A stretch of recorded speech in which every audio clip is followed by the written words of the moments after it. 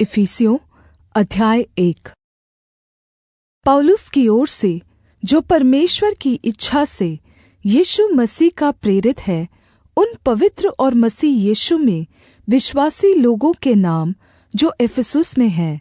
हमारे पिता परमेश्वर और प्रभु यीशु मसीह की ओर से तुम्हें अनुग्रह और शान्ति मिलती रहे। हमारे परमेश्वर और प्रभु यीशु मसीह के पिता का धन्यवाद हो कि उसने हमें मसीह में स्वर्गीय स्थानों में सब प्रकार की आत्मिक आशीष दी है, जैसा उसने हमें जगत की उत्पत्ति से पहले उसमें चुन लिया कि हम उसकी दृष्टि में पवित्र और निर्दोष हो, और प्रेम में उसने अपनी इच्छा के भले अभिप्राय के अनुसार हमें अपने लिए पहले से ठहराया कि यीशु मसीह के द्वारा हम उसके लेपालक पुत्र हो, कि उसके उस अनुग्रह की महिमा की स्तुति हो जिसे उसने हमें अपने प्रिय पुत्र के द्वारा सेत में दिया। हमको मसीह में उसके लहू के द्वारा छुटकारा अर्थात् अपराधों की क्षमा परमेश्वर के उस अनुग्रह के धन के अनुसार मिला है, जिसे उसने सारे ज्ञान और समझ सहित हम पर बहुतायत से किया। उसने अपनी इच्छा का भेद अपने भले अभिप्राय के अनुसार हमें बताया, जिसे उसने अपने आप में ठान लिया था कि परमेश्वर की योजना के अनुसार समय की पूर्ति होने पर जो कुछ स्वर्ग में और जो कुछ पृथ्वी पर है, सब कुछ वह मसीह में एकत्र करे। मसीह में हम भी उसी की मनसा से, जो अपनी इच्छा के मत के अनुसार सब कुछ करता है, पहले से ठहराए जाकर विरासत बने, कि हम जिन्होंने पहले से मसीह पर आशा रखी थी उसकी महिमा की स्तुति का कारण हो। और उसी में तुम पर भी, जब तुमने सत्य का वचन सुना जो तुम्हारे उद्धार का सुसमाचार है, और जिस पर तुमने विश्वास किया, प्रतिज्ञा किए हुए पवित्र आत्मा की छाप लगी। वह उसके मोल लिए हुओं के छुटकारे के लिए हमारी विरासत का बयाना है, कि उसकी महिमा की स्तुति हो। इस कारण मैं भी उस विश्वास जो तुम लोगों में प्रभु यीशु पर है और सब पवित्र लोगों के प्रति प्रेम का समाचार सुनकर तुम्हारे लिए परमेश्वर का धन्यवाद करना नहीं छोड़ता, और अपनी प्रार्थनाओं में तुम्हें स्मरण किया करता हूँ, कि हमारे प्रभु यीशु मसीह का परमेश्वर जो महिमा का पिता है, तुम्हें बुद्धि की आत्मा और अपने ज्ञान का प्रकाश दे, और तुम्हारे मन की आँखें ज्योतिर्मय हो,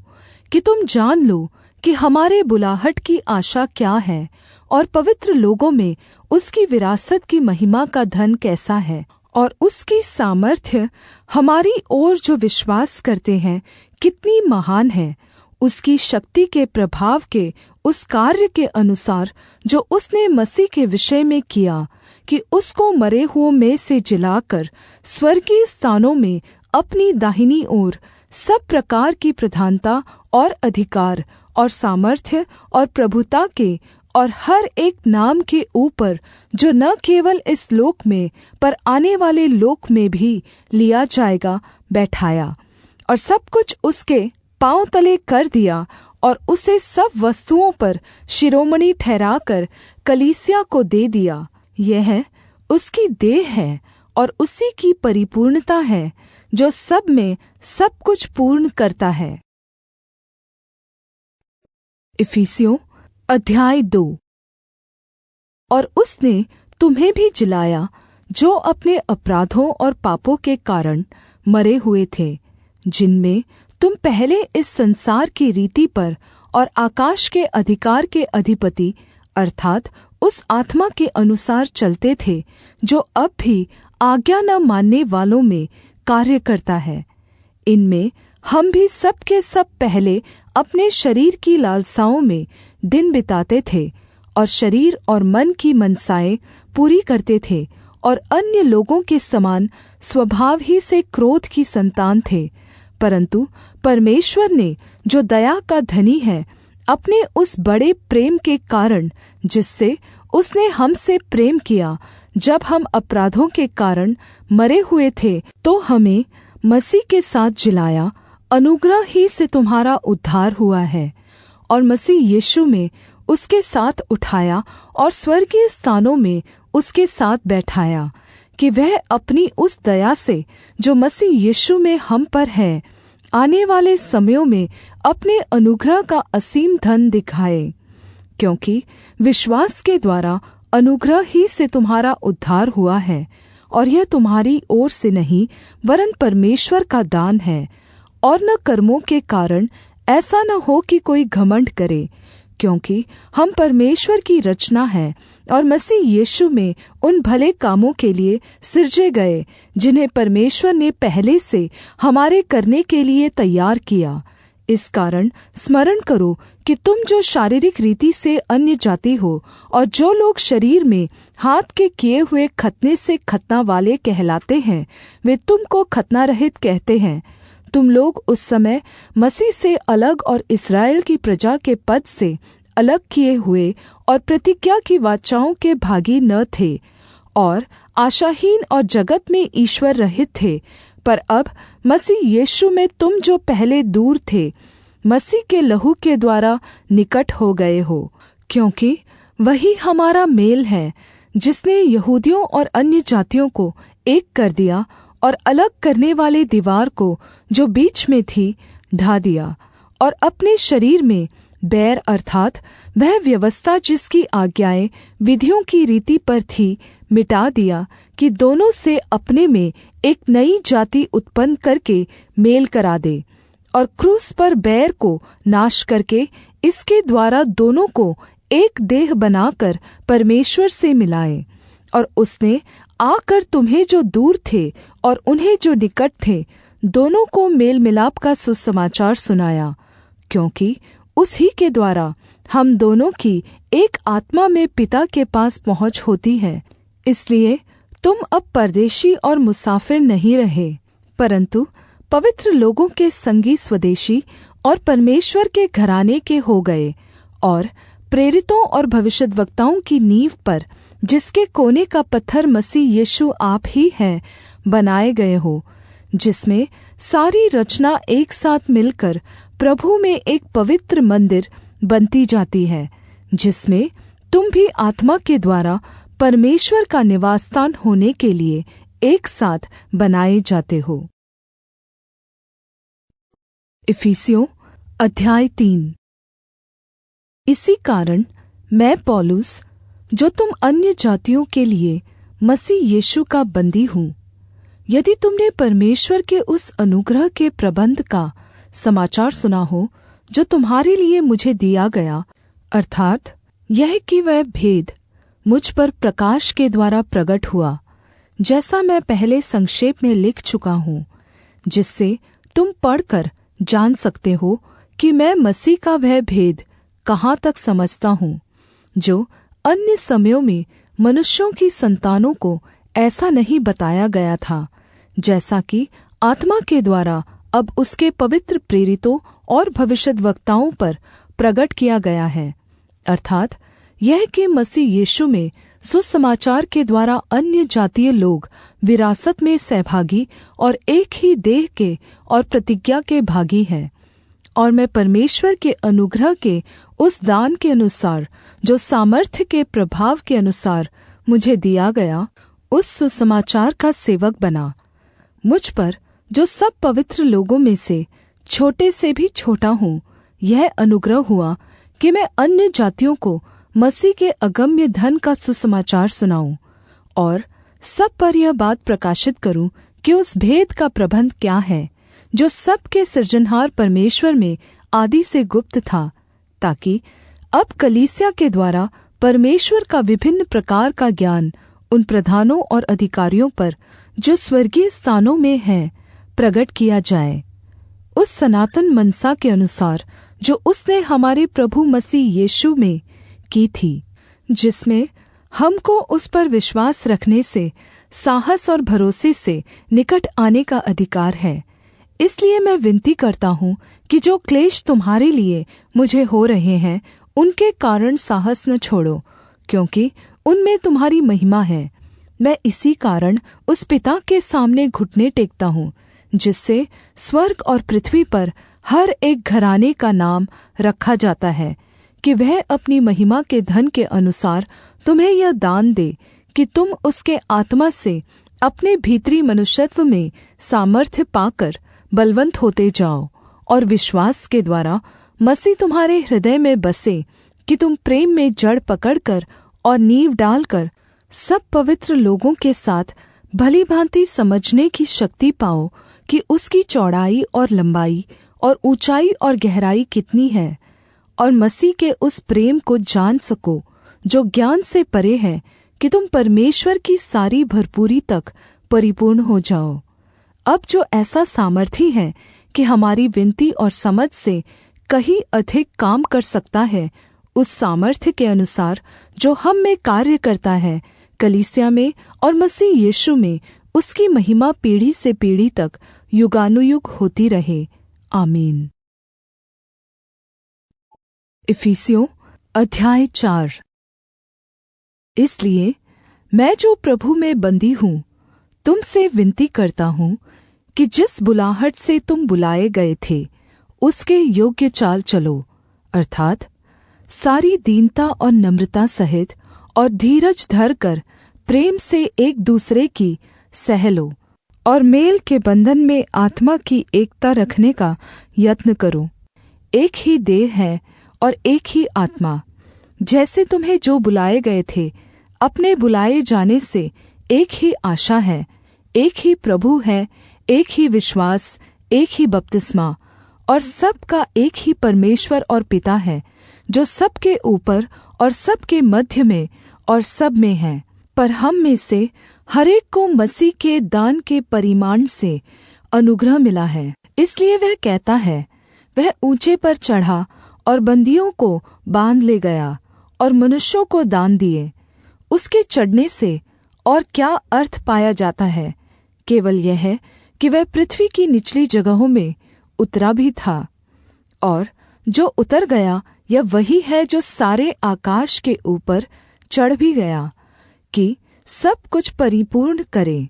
और उसने कुछ को प्रेरित नियुक्त करके, और कुछ को भविष्यद्वक्ता नियुक्त करके, और कुछ को सुसमाचार सुनाने वाले नियुक्त करके, और कुछ को रखवाले और उपदेशक नियुक्त करके दे दिया,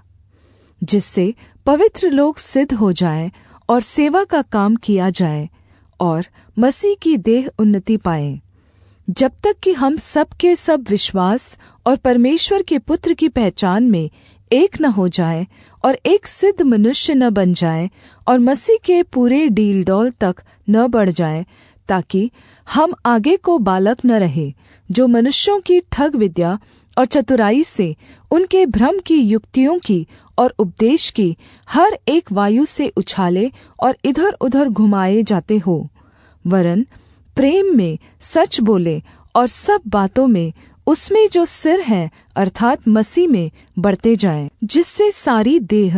हर एक जोड़ की सहायता से एक साथ मिलकर और एक साथ गठकर उस प्रभाव के अनुसार जो हर एक अंग के ठीक-ठीक कार्य करने के द्वारा उसमें होता है, अपने आप को बढ़ाती है कि वह प्रेम में उन्नति करती जाए। इसलिए मैं यह कहता हूँ और प्रभु में जताए देता हूँ कि जैसे अन्य जाति लोग अपने मन की अनर्थ की रीति पर चलते हैं, तुम अब से फिर ऐसे न चलो, क्योंकि उनकी बुद्धि अंधेरी हो गई है, और उस अज्ञानता के कारण जो उनमें है और उनके मन की कठोरता के कारण वे परमेश्वर के जीवन से अलग किए हुए हैं, और वे सुन्न होकर लुचपन में लग गए हैं कि सब प्रकार के गंदे काम लालसा से किया करे। पर तुमने मसीह की ऐसी शिक्षा नहीं पाई, वरन तुमने सचमुच उसी की सुनी, और जैसा यीशु में सत्य है उसी में सिखाए भी गए, कि तुम अपने चालचलन के पुराने मनुष्यत्व को, जो भरमाने वाली अभिलाषाओं के अनुसार भ्रष्ट होता जाता है, उतार डालो, और अपने मन के आत्मिक स्वभाव में नए बनते जाओ, और नए मनुष्यत्व को पहन लो, जो परमेश्वर के अनुसार सत्य की धार्मिकता और पवित्रता में सिरजा गया है। इस कारण झूठ बोलना छोड़कर हर एक अपने पड़ोसी से सच बोले, क्योंकि हम आपस में एक दूसरे के अंग हैं। क्रोध तो करो पर पाप मत करो, सूर्य अस्त होने तक तुम्हारा क्रोध न रहे, और न शैतान को अवसर दो। चोरी करने वाला फिर चोरी न करे, वरन भले काम करने में अपने हाथों से परिश्रम करे, इसलिए कि जिसे प्रयोजन हो उसे देने को उसके पास कुछ हो। कोई गंदी बात तुम्हारे मुँह से न निकले, पर आवश्यकता के अनुसार वही निकले जो उन्नति के लिए उत्तम हो, ताकि उससे सुनने वालों पर अनुग्रह हो। परमेश्वर के पवित्र आत्मा को शोकित मत करो, जिससे तुम पर छुटकारे के दिन के लिए छाप दी गई है। सब प्रकार की कड़वाहट और प्रकोप और क्रोध और कलह और निंदा सब बैरभाव समेत तुमसे दूर की जाए।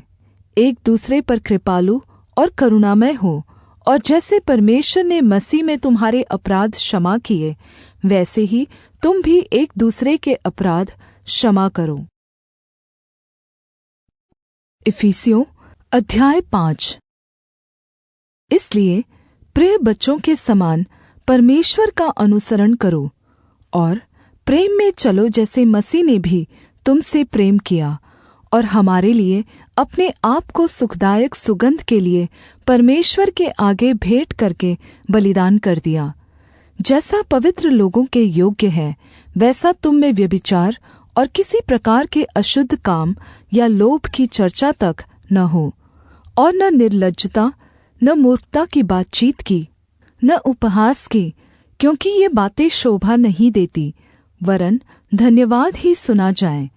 क्योंकि तुम यह जानते हो कि किसी व्यभिचारी या अशुद्ध जन या लोभी मनुष्य की, जो मूर्ति पूजक के बराबर है, मसीह और परमेश्वर के राज्य में विरासत नहीं। कोई तुम्हें व्यर्थ बातों से धोखा न दे, क्योंकि इन्हीं कामों के कारण परमेश्वर का क्रोध आज्ञा न मानने वालों पर भड़कता है। इसलिए तुम उनके सहभागी न हो, क्योंकि तुम तो पहले अंधकार थे, परंतु अब प्रभु में ज्योति हो। अतः ज्योति की संतान के समान चलो, क्योंकि ज्योति का फल सब प्रकार की भलाई और धार्मिकता और सत्य है। और यह परखो कि प्रभु को क्या भाता है, और अंधकार के निष्फल कामों में सहभागी न हो, वरन उन पर उलाहना दो, क्योंकि उनके गुप्त कामों की चर्चा भी लज्जा की बात है। पर जितने कामों पर उलाहना दिया जाता है, वे सब ज्योति से प्रगट होते हैं, क्योंकि जो सब कुछ को प्रगट करता है वह ज्योति है। इस कारण वह कहता है, हे सोने वाले जाग, और मुर्दों में से जी उठ, तो मसीह की ज्योति तुझ पर चमकेगी। इसलिए ध्यान से देखो कि कैसी चाल चलते हो, निर्बुद्धियों के समान नहीं, पर बुद्धिमानों के समान चलो, और अवसर को बहुमूल्य समझो, क्योंकि दिन बुरे हैं। इस कारण निर्बुद्धि न हो, पर ध्यान से समझो कि प्रभु की इच्छा क्या है, और दाखरस से मतवाले न बनो, क्योंकि इससे लुचपन होता है। पर पवित्र आत्मा से परिपूर्ण होते जाओ, और आपस में भजन और स्तुति गान और आत्मिक गीत गाया करो, और अपने अपने मन में प्रभु के सामने गाते और स्तुति करते रहो, और सदा सब बातों के लिए हमारे प्रभु यीशु मसीह के नाम से परमेश्वर पिता का धन्यवाद करते रहो। और मसीह के भय से एक दूसरे के अधीन रहो। हे पत्नियों, अपने अपने पति के ऐसे अधीन रहो जैसे प्रभु के, क्योंकि पति तो पत्नी का सिर है, जैसे कि मसीह कलीसिया का सिर है, और आप ही देह का उद्धार करता है। पर जैसे कलीसिया मसीह के अधीन है, वैसे ही पत्नियां भी हर बात में अपने अपने पति के अधीन रहे।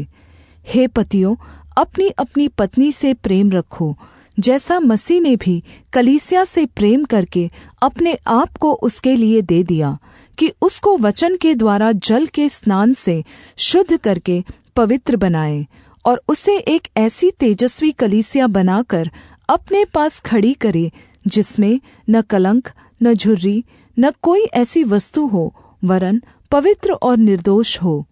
इसी प्रकार उचित है कि पति अपनी अपनी पत्नी से अपनी देह के समान प्रेम रखे। जो अपनी पत्नी से प्रेम रखता है, वह अपने आप से प्रेम रखता है,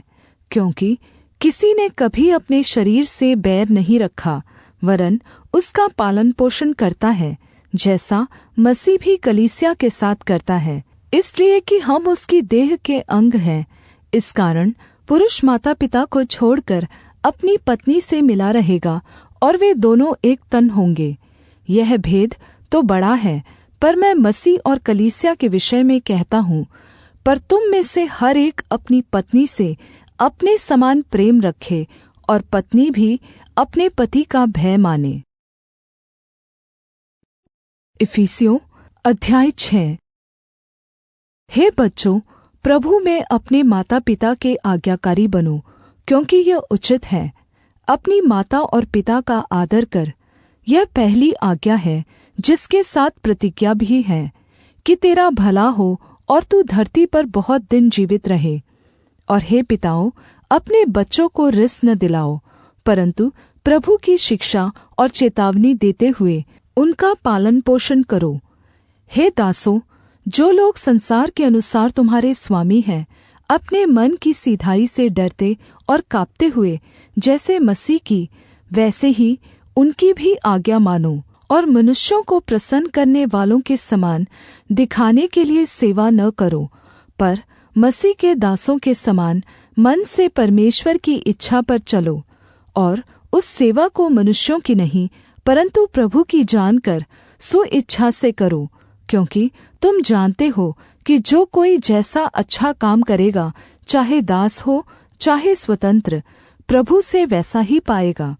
और हे स्वामियों, तुम भी धमकियाँ छोड़कर उनके साथ वैसा ही व्यवहार करो, क्योंकि जानते हो कि उनका और तुम्हारा दोनों का स्वामी स्वर्ग में है, और वह किसी का पक्ष नहीं करता।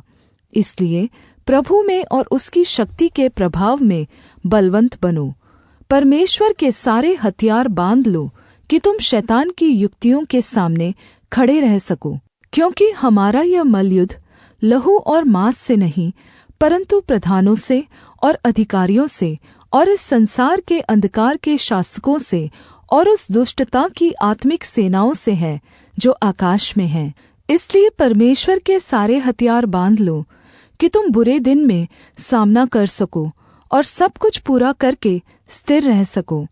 इसलिए सत्य से अपनी कमर कसकर और धार्मिकता की झिलम पहनकर और पाँवों में मेल के सुसमाचार की तैयारी के जूते पहनकर और उन सब के साथ विश्वास की ढाल लेकर स्थिर रहो, जिससे तुम उस दुष्ट के सब जलते हुए तीरों को बुझा सको। और उद्धार का टोप और आत्मा की तलवार, जो परमेश्वर का वचन है, ले लो। और हर समय और हर प्रकार से आत्मा में प्रार्थना और विनती करते रहो और जागते रहो, कि सब पवित्र लोगों के लिए लगातार विनती किया करो। और मेरे लिए भी, कि मुझे बोलने के समय ऐसा प्रबल वचन दिया जाए कि मैं साहस से सुसमाचार का भेद बता सकूं, जिसके लिए मैं जंजीर से जकड़ा हुआ राजदूत हूँ। और यह भी कि मैं उसके विषय में जैसा मुझे चाहिए साहस से बोलूं। तुखिकुस, जो प्रिय भाई और प्रभु में विश्वासयोग्य सेवक है, तुम्हें सब बातें बताएगा, कि तुम भी मेरी दशा जानो कि मैं कैसा रहता हूँ। उसे मैंने तुम्हारे पास इसलिए भेजा है कि तुम हमारी दशा जानो और वह तुम्हारे मनों को शान्ति दे। परमेश्वर पिता और प्रभु यीशु मसीह की ओर से भाइयों को शान्ति और विश्वास सहित प्रेम मिले। जो हमारे प्रभु यीशु मसीह से अमर प्रेम रखते हैं, उन सब पर अनुग्रह होता रहे।